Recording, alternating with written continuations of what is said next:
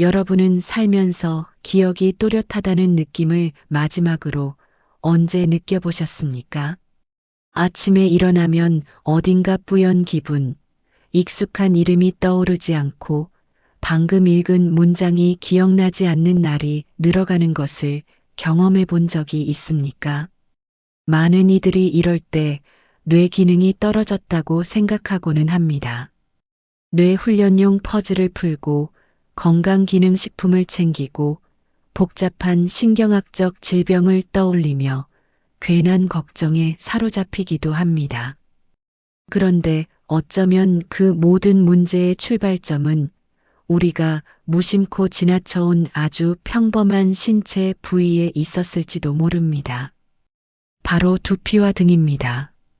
머리를 감을 때조차 신경 쓰지 않던 그곳이 뇌로 향하는 가장 중요한 길이라는 사실을 알게 된 순간 많은 것이 달라집니다. 신체는 마치 우주처럼 정교하게 연결되어 있고 그 흐름이 멈추는 순간 기억도 감정도 함께 흐려지기 시작합니다. 뇌가 잘 작동하기 위해서는 그저 살아있는 것만으로는 부족합니다. 그곳에 충분한 산소가 닿아야 하고 따뜻한 혈액이 도달해야 하며 긴장이 풀린 공간이 되어야 합니다. 그런데 현대인은 늘 긴장 속에 살아갑니다. 고개를 숙이고 스마트폰을 들여다보며 온종일 같은 자세로 앉아 있으며 무엇보다도 스스로의 몸에 관심을 두지 않습니다. 그래서 더욱 두피는 굽고 등은 뻣뻣해지며 결국 우리의 뇌는 가만히 말라가듯 기능을 잃어갑니다.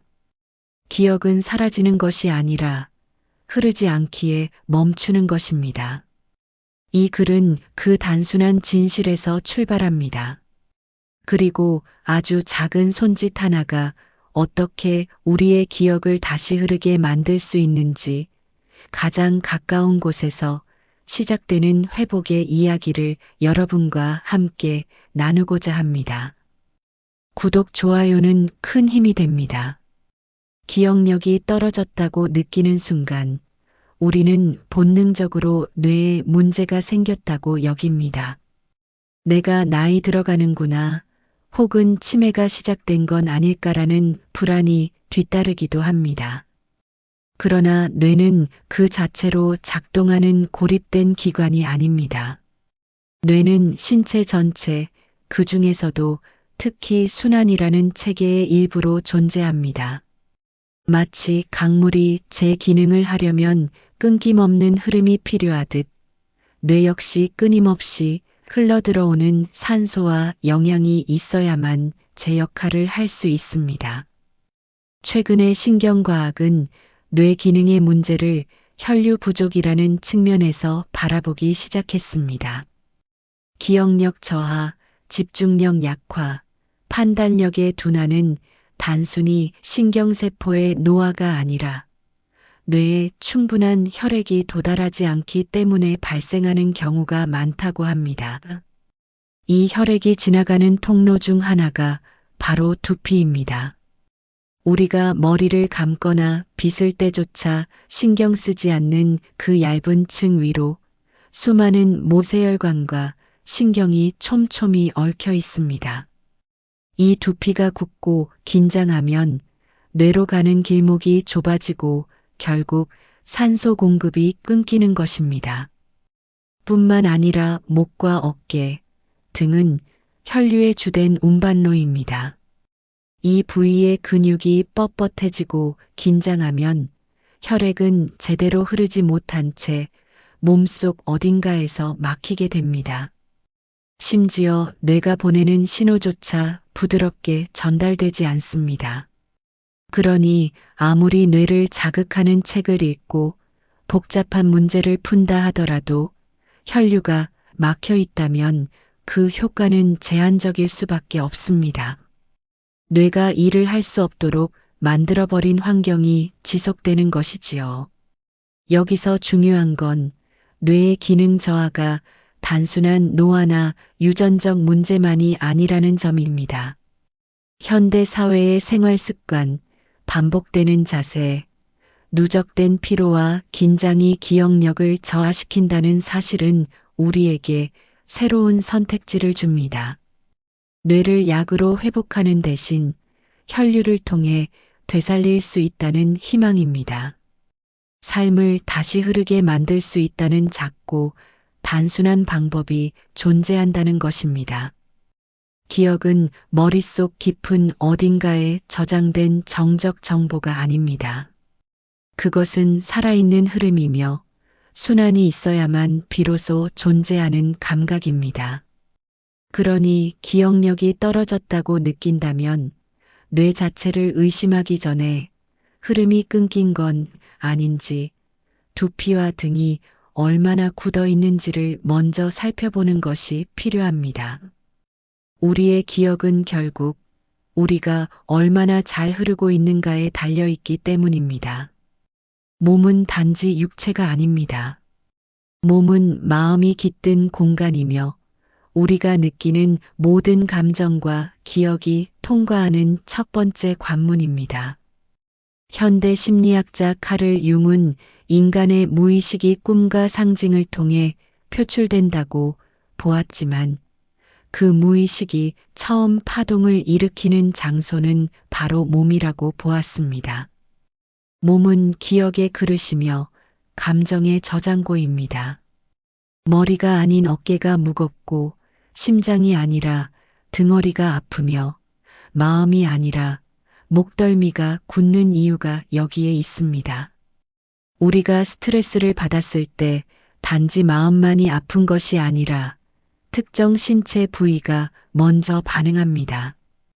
긴장이 목에 차오르고 등이 굳으며 숨이 짧아집니다. 이처럼 감정은 신체와 분리될 수 없으며 기억 또한 그러합니다. 특히 잊고 싶은 기억일수록 우리는 그것을 심리적으로만이 아니라 신체적으로 억압하려고 합니다. 그렇게 무의식은 굳어진 등과 조여든 두피 속에 뿌리를 내리고 우리는 그것이 그냥 피곤해서 그런가 보다 하고 지나치게 됩니다. 불교에서는 인간의 행동과 생각, 말 하나하나가 업을 만든다고 말합니다. 업은 축적된 에너지이며 그중 상당수는 몸의 특정 부위에 고스란히 남습니다. 어떤 이는 등을 펴지 못하고 어떤 이는 고개를 숙인 채 살아갑니다. 그 자세는 단순히 근육의 문제가 아니라 기억의 무게, 삶의 태도, 자아의 형상이기도 합니다.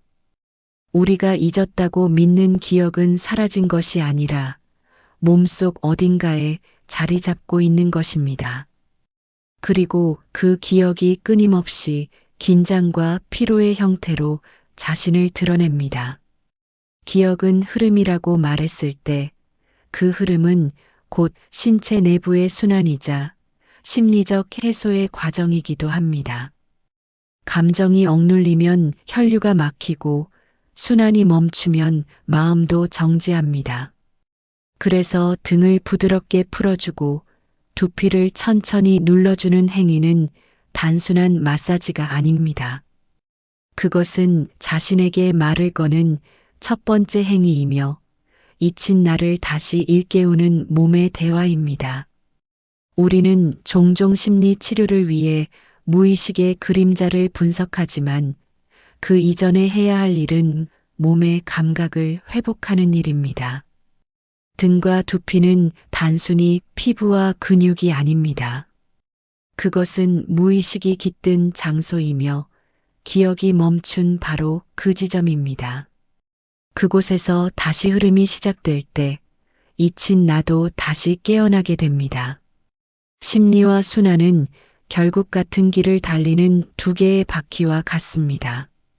그 어느 하나라도 막히면 삶은 다시 흐를 수 없습니다.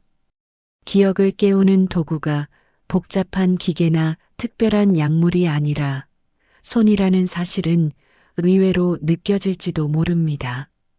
그러나 가장 원초적인 치유는 언제나 손에서 시작되었습니다. 아기가 울 때 어머니는 말을 하기 전에 먼저 안아줍니다. 누군가 슬퍼할 때 우리는 말보다 어깨를 가볍게 토닥이며 위로를 전합니다. 손은 인간이 감정을 전달하는 가장 오래된 언어이며 동시에 가장 깊은 신경체계를 자극하는 통로입니다. 두피 마사지 역시 그러합니다. 두피는 뇌에 가장 가까운 피부이며 수많은 혈관과 신경, 림프가 모여있는 정밀한 감각지대입니다.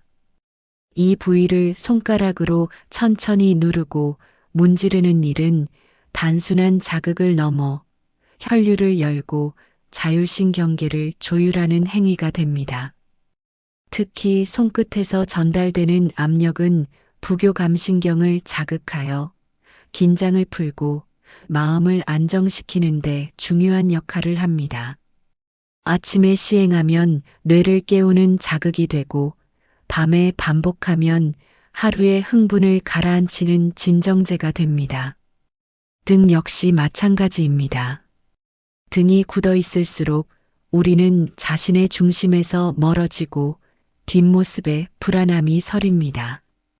이를 부드럽게 풀어주는 손의 움직임은 림프 흐름을 자극하고 노폐물 배출을 돕는 동시에 몸의 균형을 회복하게 합니다. 단순히 강하게 문지르는 것이 아니라 천천히 원을 그리듯 움직이는 손길은 자신을 돌보는 의식을 만들어냅니다. 이러한 접촉은 뇌에 나는 안전하다는 신호를 보내고 기억과 감정의 통로를 다시 열어줍니다. 그리스 신화에는 아스클레피오스라는 치유의 신이 등장합니다. 그는 병을 고칠 때 언제나 손으로 만졌고 환자의 몸을 직접 감싸며 기운을 되살렸다고 전해집니다. 신의 손길은 곧 회복의 상징이었습니다. 이 신화는 오늘날에도 여전히 유효합니다. 인간의 손은 가장 깊은 치유의 도구이며 신경계와 순환계, 감정의 흐름을 동시에 건드릴 수 있는 유일한 접촉수단입니다. 기억을 되찾는다는 것은 단순히 과거의 정보를 복원하는 것이 아닙니다.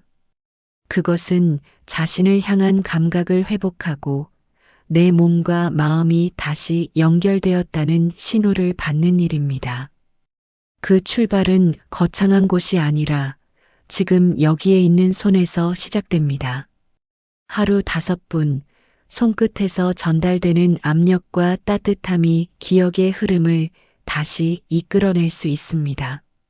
기억은 기술로 조작할 수 없지만 손의 감각으로는 부드럽게 일깨울 수 있습니다. 그리고 바로 그 손의 기술이 우리가 잃어버린 흐름을 다시 회복하게 만듭니다. 많은 이들이 좋은 습관이 인생을 바꾼다고 말합니다. 하지만 정작 그 습관을 꾸준히 실천하는 사람은 드뭅니다. 이유는 단순합니다. 변화는 대개 거창하게 시작되고 그 무게에 짓눌려 곧 멈춰버리기 때문입니다. 그러나 기억을 회복하는 길은 오히려 작고 가벼운 반복에서 시작되어야 합니다. 하루 5분, 누구나 할 수 있고 어느 공간에서도 가능한 그 짧은 시간은 단순한 건강 루틴을 넘어 존재의 감각을 되살리는 철학적 행위가 됩니다. 몸을 돌보는 일은 곧 자신을 마주하는 일입니다. 많은 사람들이 자신을 돌보지 못하는 이유는 바빠서도 아니고 몰라서도 아닙니다. 자신을 중요하게 여기지 않기 때문입니다. 등과 두피를 마사지하거나 가볍게 스트레칭하는 일은 타인을 위해 할 수 있는 어떤 일보다도 먼저 나를 위한 실천이 됩니다. 그리고 그 짧은 행위는 나라는 존재를 매일 새롭게 각인시키는 시간이기도 합니다. 내 손이 내 몸을 만질 때 우리는 자신이 살아있다는 사실을 확인하게 됩니다. 심리학자들은 리추얼이라는 개념을 통해 이러한 반복의 가치를 설명합니다. 리추얼은 단지 반복되는 행동이 아니라 그 행동의 의미가 담긴 행위입니다. 이를테면 아침에 커피를 마시는 일이 단지 습관이 아니라 하루의 시작을 준비하는 의식이 될 때 그것은 우리의 정체성을 지탱하는 뿌리가 됩니다. 등과 두피를 돌보는 행위 역시 마찬가지입니다. 그것이 단순한 마사지를 넘어 오늘 하루도 나를 지켜주기 위한 작은 의식이 되는 순간 삶의 리듬은 바뀝니다. 여기서 중요한 건 양이 아닙니다. 오직 지속입니다. 5분이라는 짧은 시간이지만 그것이 매일 반복될 때 뇌는 안정감을 느끼고 신체는 흐름을 기억합니다. 철학자 데이비드 휴문 자아는 습관의 흐름 속에 존재하는 감각의 모임이라 했습니다. 그렇다면 매일 같은 시간, 같은 동작을 통해 나를 돌보는 이 짧은 루틴은 곧 새로운 자아를 만들어가는 행위일지도 모릅니다. 이 루틴은 외부로부터 강요된 계획이 아닙니다. 누군가에게 보여주기 위한 퍼포먼스도 아닙니다. 오직 나를 위한 나와의 약속이며 내가 나에게 건네는 작은 다정함입니다. 그것은 세상이 아무리 혼란스럽고 바쁘더라도 나의 중심을 다시 잡을 수 있는 유일한 시간이 됩니다. 손끝의 따뜻함, 천천히 풀리는 근육, 다시 흐르기 시작하는 혈류는 단지 신체의 변화가 아니라 삶이 다시 움직이고 있다는 신호입니다. 결국 하루 5분의 철학은 나를 기억하는 시간입니다. 그리고 그 시간을 반복하는 사람만이 삶의 흐름을 놓치지 않고 따라갈 수 있습니다. 기억은 철저히 개인적인 기능처럼 보이지만 실상은 그렇지 않습니다. 우리가 기억하고자 하는 많은 순간들은 언제나 타인과 함께했던 시간 속에 존재합니다. 누군가의 이름, 따뜻했던 눈빛, 함께 웃던 저녁의 온기 같은 것들은 모두 타인이라는 거울을 통해 비로소 내 안에 각인됩니다. 그래서 기억이 흐릿해진다는 것은 단순히 정보가 지워지는 것이 아니라 관계의 흐름이 끊기고 있다는 신호일지도 모릅니다. 기억력이 회복되기 시작할 때 많은 사람들이 가장 먼저 느끼는 변화는 사람들과의 대화가 쉬워졌다는 것입니다. 말이 매끄러워지고 대답이 빨라지며 이야기를 주고받는 일이 편해졌다고 말합니다. 이는 뇌의 기능이 복구되었기 때문만이 아닙니다. 흐름이 회복되었기 때문입니다.